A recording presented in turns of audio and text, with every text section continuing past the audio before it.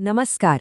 आज हम बिहार की सांस्कृतिक विरासत की एक ऐसी खूबसूरत कला पर बात करने वाले हैं जो सिर्फ देखने में ही सुंदर नहीं है बल्कि बीपीएससी मेंस में आपको बहुत अच्छे मार्क्स भी दिला सकती है। जी हाँ, हम बात कर रहे हैं सबकी पसंदीदा मधुबनी पेंटिंग की। देखिए, इस कला के बारे में जानना एक बात है, पर उस जानकारी को परीक्षा के दबाव में एक बेहतरीन जवाब में कैसे ढालना है, असली चुनौती तो वही है।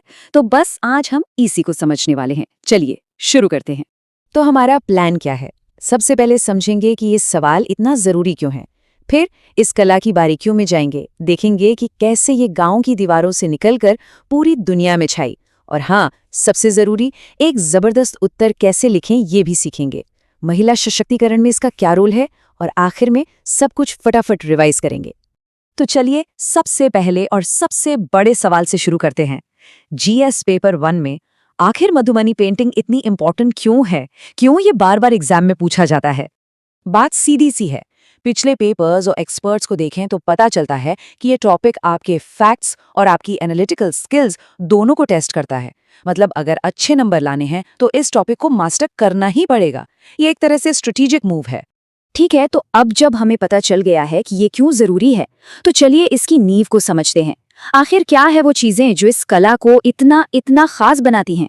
जरा सोचिए, बिहार का मिथिलांचल इलाका, घर की कच्ची दीवारें हैं और महिलाएं अपनी कल्पना से, अपनी उंगलियों से उन दीवारों पर रंग भर रही हैं। बस यहीं से शुरू हुई ये कला, एक लोक परंपरा जो माँ से बेटी तक पीढ़ी दर पीढ़ी चलती आई। अब इसकी खासियतें देखिए। इसमें प्राकृतिक, बहुत ही वाइब्रेंट रंग इस्तेमाल होते हैं। ज्यामितीय पैटर्न तो इसकी जान है। और फिर ये सिंबॉलिक चित्र जैसे मछली, तोता, हाथी। सबसे खास बात, कोई भी जगह खाली नहीं छोड़ी जाती। और ये सब मिलकर क्या बनाते हैं? एक विजुअल भाषा जो रामायण, सीता, राधा कृष्ण से लेकर रोजमर्रा की जिंदगी तक की कहानियां सुनाती है। अच्छा, अपने जवाब में इसकी टेक्निक के बारे में लिखते समय ये 2 नाम जरूर याद रखिएगा, कचनी और भरनी। कचनी का मतलब है बहुत बारीक लाइनों से डिजाइन बनाना, और भरनी मतलब रंगों को सॉलिड तरीके से भरना। ये इस आर्ट के 2 मेन स्टाइल हैं। तो अब आते हैं कहानी के सबसे इंटरेस्टिंग पार्ट पर। ये कला जो गांवों की दीवारों तक सीमित थी, वो अचानक दुनिया के बड़े बड़े म्यूजियम तक कैसे पहुंच गई? चलिए इसका पूरा सफर देखते हैं। ये कहानी ना एक अजीब मोड़ लेती है। 1934 में बिहार में एक भयानक भूकंप आया। सब कुछ तबाह हो गया। लेकिन कहते हैं ना कि हर आपदा में एक अवसर छुपा होता है। इसी तबाही के बाद एक ब्रिटिश ऑफिसर विलियम आर्चर की नज़र इन पेंटिंग्स पर पड़ी, और बस वहीं से इस कला की किस्मत बदल गई। सोचिए, एक आपदा ने इसे दुनिया से मिलवा दिया। चलिए अब आते हैं सबसे प्रैक्टिकल बात पर। ये सब जो हमने जाना, उसे एक शानदार एग्जाम आंसर में कैसे बदलना है। तो एक सैम्पल क्वेश्चन देखते हैं। अगर सवाल आता है कि बिहार की कल्चरल आइडेंटिटी बनाने में मधुबनी पेंटिंग का क्या रोल है और आज के ज़माने में इसकी कमर्शियल वैल्यू क्या है, तो इसे कैसे लिखेंगे? इसका एक सीधा साधा स्ट्रक्चर है। पहले इंट्रोडक्शन, जिसमें इसकी शुरुआत मतलब रामायण काल और दीवार कला का जिक्र करें।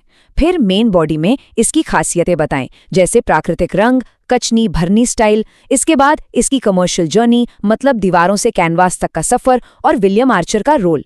और आखिर में जीआई टैग और सरकारी कोशिशों के साथ एक बढ़िया सा कंक्लूजन लिख दें। अब एक दूसरा एंगल देखते हैं जो कि बहुत बहुत जरूरी है, महिला सशक्तिकरण। कैसे मधुबनी पेंटिंग औरतों के लिए आर्थिक आज़ादी और एक ग्लोबल पहचान का जरिया बनी, इस पर भी सवाल आ सकता है। इस सवाल का जवाब देने के लिए शुरुआत करें उस परंपरा से कि ये कला कैसे माँ से बेटी को मिलती है। फिर उन महान महिला कलाकारों के नाम लिखिए जिन्हें पद्मश्री मिला। इसके बाद एनालाइज कीजिए कि कैसे इस कला ने उन्हें आर्थिक रूप से आज़ाद बनाया और समाज में उनका रुतबा बढ़ाया। और अंत में इसे महिला सशक्तिकरण की एक जबरदस्त केस स्टडी के तौर पर पेश कीजिए। तो आखिर कौन थी वो महिलाएं जिन्होंने इस बदलाव की कहानी लिखी? चलिए अब उन कलाकारों पर नजर डालते हैं जिन्होंने इस कला को दुनिया के नक्शे पर ला खड़ा किया। ये नाम सीता देवी, जगदम्बा देवी, महासुंदरी देवी, ये सिर्फ नाम नहीं है, ये वो हस्तियां हैं जिन्हें पद्मश्री से नवाजा गया। अपने जवाब में इनका जिक्र जरूर करें, इससे आपके उत्तर में वजन आता है, क्रेडिबिलिटी आती है। सोचिए जरा, इन कलाकारों ने अपने गांव की दीवारों पर की जाने वाली एक रस्म को जापान के मिथिला म्यूजियम जैसे इंटरनेशनल प्लेटफॉर्म तक पहुंचा दिया। अगर ये महिला सशक्तिकरण का जीता जागता सबूत नहीं है तो और क्या है? ठीक है, तो हमने काफी कुछ कवर कर लिया है।